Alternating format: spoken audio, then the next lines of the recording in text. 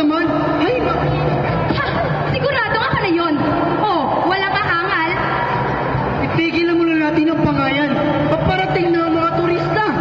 Ating ipakita at matatamis ng ngiti ng ating mga labi at salubungin natin sila ng masigasig. Hindi ba, Rose? Tama! Tay, sana makabenta tayo para may pambili tayo ng masarap na pagkain para kina nanay. O anak, huwag kang mag-alala. Magaganda yata ang ginawa ni tatay. Alam mo bang itong hawak kong maliit na barko ay walang katulad sapagkat ako lamang ang nakagawa ng mga ganito. Ka-perfectong souvenir. O, papatog ito. Ang galing naman ng tatay ko!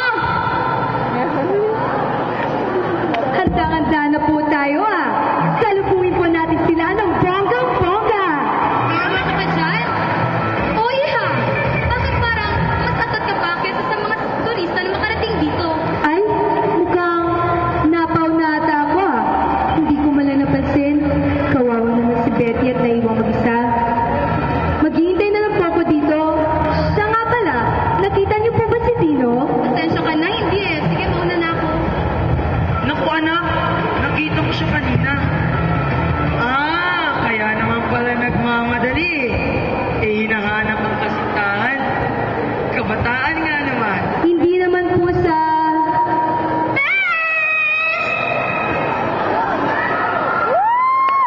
Bakit mo naman ako iniwan sa ere kanina? Aha! Alam ko na sa mukhang yan. Si Dino! Hayaan mo, makakagilap mo rin yun. Di ko nga naabutan yung kutong lupa na yun Sigurado, pinagpipiesta na siya ng mga lipalot dyan sa paligid. Sira! Kahit na anong mangyari, ikaw pa rin babae sa buhay niya, no? Sa bagay, ako. Halika na nga, asikasuin na lang nga natin mga bisita natin.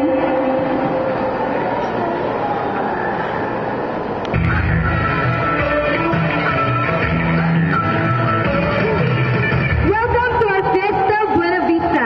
Andito po tayo sa sentro ng komersyo ng Buena Vista. Andito po ang